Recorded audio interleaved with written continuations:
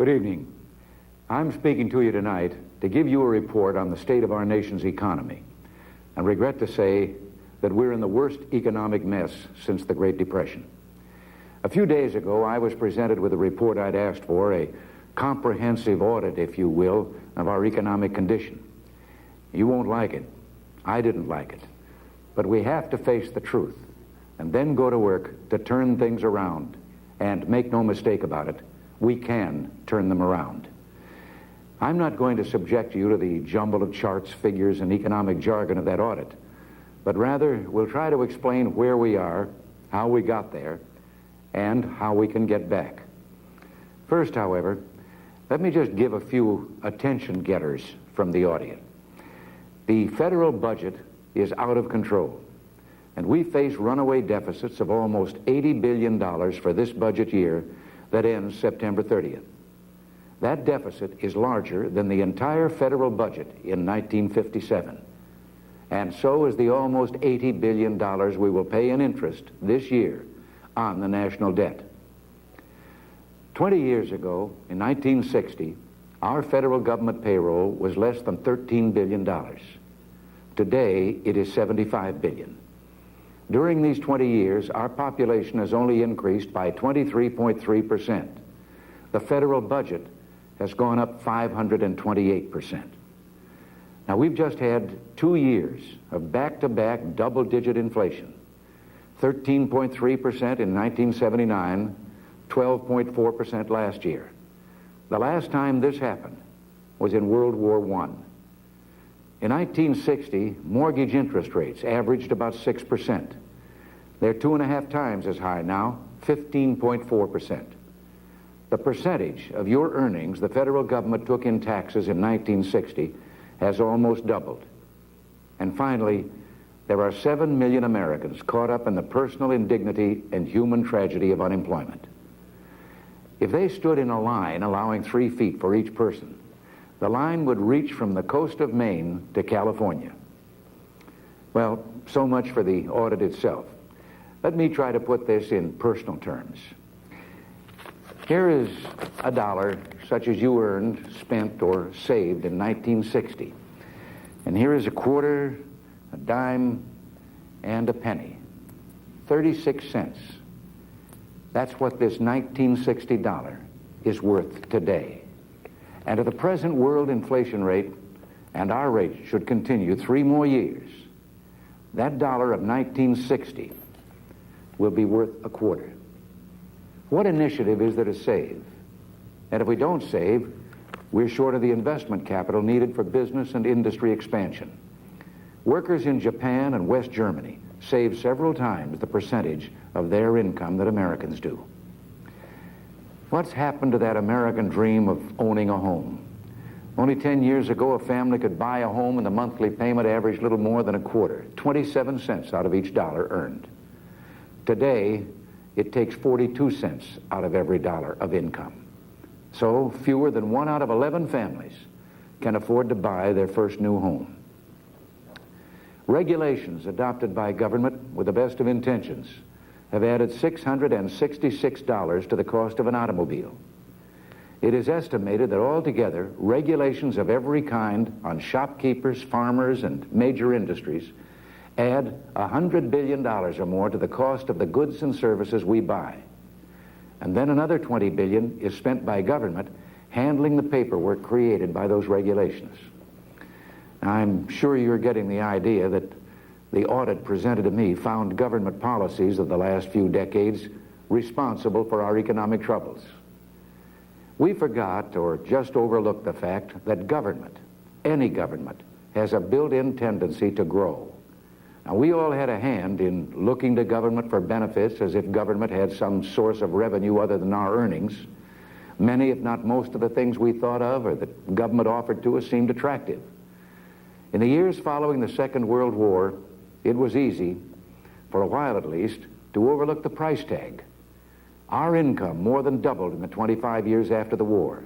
We increased our take-home pay in those 25 years by more than we had amassed in all the preceding 150 years put together. Yes, there was some inflation, 1 or 1.5% a year. That didn't bother us. But if we look back at those golden years, we recall that even then, voices had been raised warning that inflation, like radioactivity, was cumulative and that once started, it could get out of control. Some government programs seemed so worthwhile that borrowing to fund them didn't bother us. By 1960, our national debt stood at $284 billion. Congress in 1971 decided to put a ceiling of $400 billion on our ability to borrow. Today, the debt is $934 billion. So-called temporary increases or extensions in the debt ceiling have been allowed 21 times in these 10 years. And now, I've been forced to ask for another increase in the debt ceiling, or the government will be unable to function past the middle of February. And I've only been here 16 days.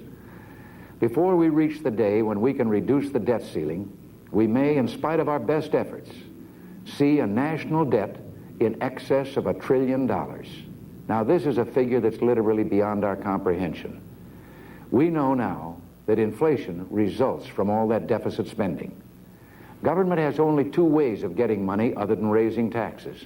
It can go into the money market and borrow, competing with its own citizens and driving up interest rates, which it has done, or it can print money, and it's done that.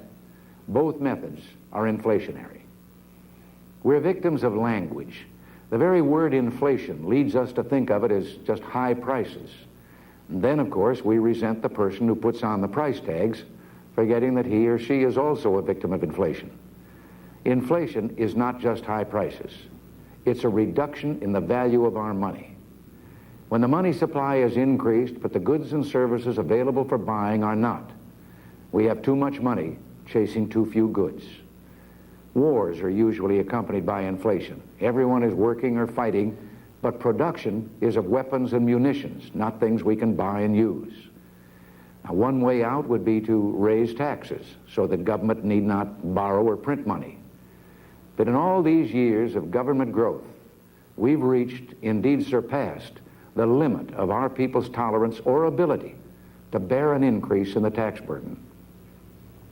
Prior to World War II, taxes were such that on the average we only had to work just a little over 1 month each year to pay our total federal, state, and local tax bill. Today, we have to work 4 months to pay that bill.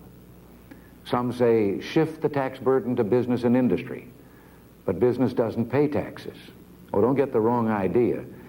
Business is being taxed so much so that we're being priced out of the world market. But business must pass its costs of operations, and that includes taxes, on to the customer in the price of the product. Only people pay taxes, all the taxes. Government just uses business in a kind of sneaky way to help collect the taxes. They're hidden in the price. We aren't aware of how much tax we actually pay. Today, this once great industrial giant of ours has the lowest rate of gain in productivity of virtually all the industrial nations with whom we must compete in the world market. We can't even hold our own market here in America against foreign automobiles, steel, and a number of other products. Japanese production of automobiles is almost twice as great per worker as it is in America. Japanese steel workers outproduce their American counterparts by about 25%. Now, this isn't because they're better workers. I'll match the American working man or woman against anyone in the world. But we have to give them the tools and equipment that workers in the other industrial nations have. We invented the assembly line and mass production, but punitive tax policies and excessive and unnecessary regulations, plus government borrowing, have stifled our ability to update plant and equipment. When capital investment is made, it's too often for some unproductive alterations demanded by government to meet various of its regulations. Excessive taxation of individuals has robbed us of incentive and made overtime unprofitable. We once produced about 40% of the world's steel. We now produce 19%. We were once the greatest producer of automobiles, producing more than all the rest of the world combined. That is no longer true. And in addition, the big three, the major auto companies in our land, have sustained tremendous losses in the past year and have been forced to lay off thousands of workers. All of you who are working know that even with cost of living pay raises, you can't keep up with inflation. In our progressive tax system, as you increase the number of dollars you earn, you find yourself moved up into higher tax brackets, paying a higher tax rate just for trying to hold your own. The result? Your standard of living is going down. Over the past decades, we've talked of curtailing government spending so that we can then lower the tax burden. Sometimes we've even taken a run at doing that. But there were always those who told us that taxes couldn't be cut until spending was reduced.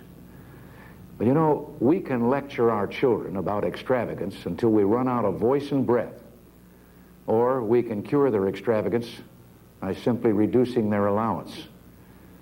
It's time to recognize that we've come to a turning point. We're threatened with an economic calamity of tremendous proportions, and the old business-as-usual treatment can't save us. Together, we must chart a different course. We must increase productivity. That means making it possible for industry to modernize and make use of the technology which we ourselves invented.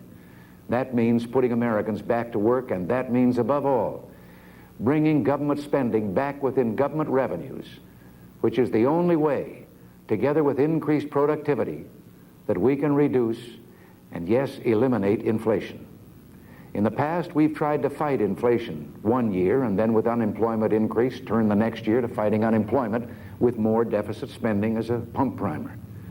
So again, up goes inflation. It hasn't worked. We don't have to choose between inflation and unemployment. They go hand in hand. It's time to try something different, and that's what we're going to do. I've already placed a freeze on hiring replacements for those who retire or leave government service. I've ordered a cut in government travel, the number of consultants to the government, and the buying of office equipment and other items.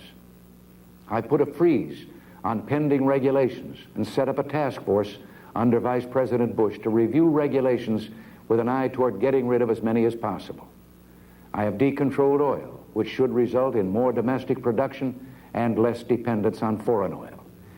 And I'm eliminating that ineffective council on wage and price stability.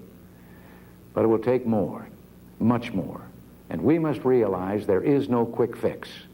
At the same time, however, we cannot delay in implementing an economic program aimed at both reducing tax rates to stimulate productivity and reducing the growth in government spending to reduce unemployment and inflation. On February 18th, I will present in detail an economic program to Congress embodying the features I've just stated. It will propose budget cuts in virtually every department of government. It is my belief that these actual budget cuts will only be part of the savings. As our cabinet secretaries take charge of the departments, they will search out areas of waste, extravagance, and costly administrative overhead which could yield additional and substantial reductions. Now, at the same time we're doing this, we must go forward with a tax relief package. I shall ask for a 10% reduction across the board in personal income tax rates for each of the next 3 years. Proposals will also be submitted for accelerated depreciation allowances for business to provide necessary capital so as to create jobs. Now, here again, in saying this, I know that language, as I said earlier, can get in the way of a clear understanding of what our program is intended to do. Budget cuts can sound as if we're going to reduce total government spending to a lower level than was spent the year before. Well, this is not the case. The budgets will increase as our population increases, and each year we'll see spending increases to match that growth. Government revenues will increase as the economy grows, but the burden will be lighter for each individual because the economic base will have been expanded by reason of the reduced rates. Now let me show you a chart that I've had drawn to illustrate how this can be. Here you see two trend lines. The bottom line shows the increase in tax revenues. The red line on top is the increase in government spending. Both lines turn upward, reflecting the giant tax increase already built into the system for this year, 1981, and the increases in spending built into the 81 and 82 budgets and on into the future. As you can see, the spending line rises at a steeper slant than the revenue line. And that gap between those lines illustrates the increasing deficits we've been running, including this year's $80 billion deficit. Now, in the second chart, the lines represent the positive effects when Congress accepts our economic program. Both lines continue to rise, allowing for necessary growth. But the gap narrows as spending cuts continue over the next few years until finally the two lines come together, meaning a balanced budget. I am confident that my administration can achieve that.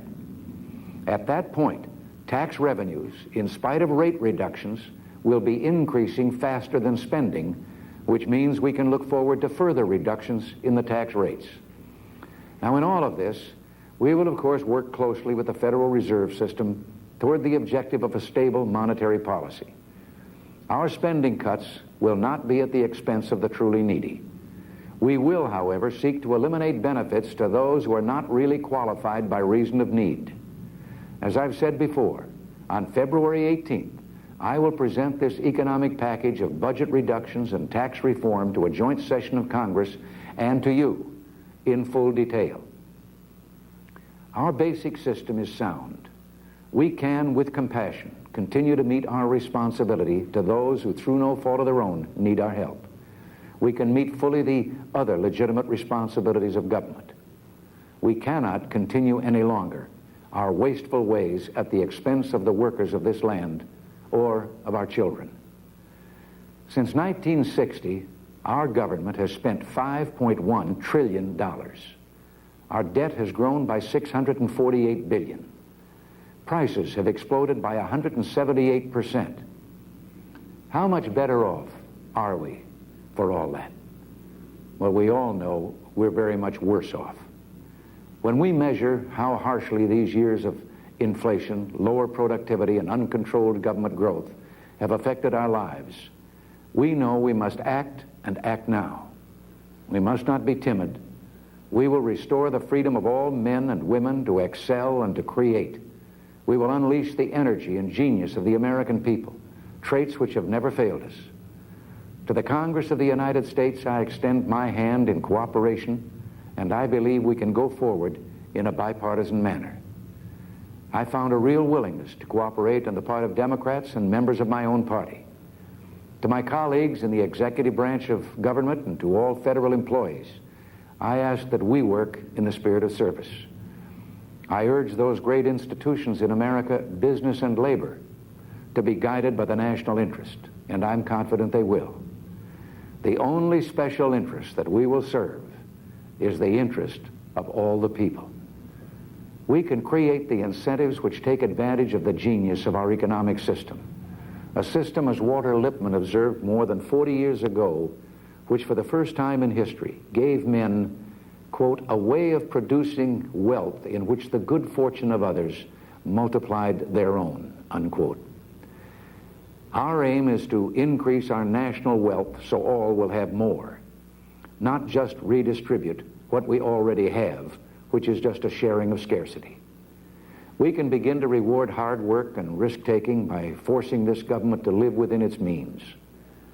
Over the years, we've let negative economic forces run out of control. We've stalled the judgment day, but we no longer have that luxury. We're out of time. And to you, my fellow citizens, let us join in a new determination to rebuild the foundation of our society, to work together, to act responsibly. Let us do so with the most profound respect for that which must be preserved, as well as with sensitive understanding and compassion for those who must be protected. We can leave our children with an unrepayable massive debt and a shattered economy, or we can leave them liberty in a land where every individual has the opportunity to be whatever God intended us to be. All it takes is a little common sense and recognition of our own ability. Together, we can forge a new beginning for America. Thank you, and good night.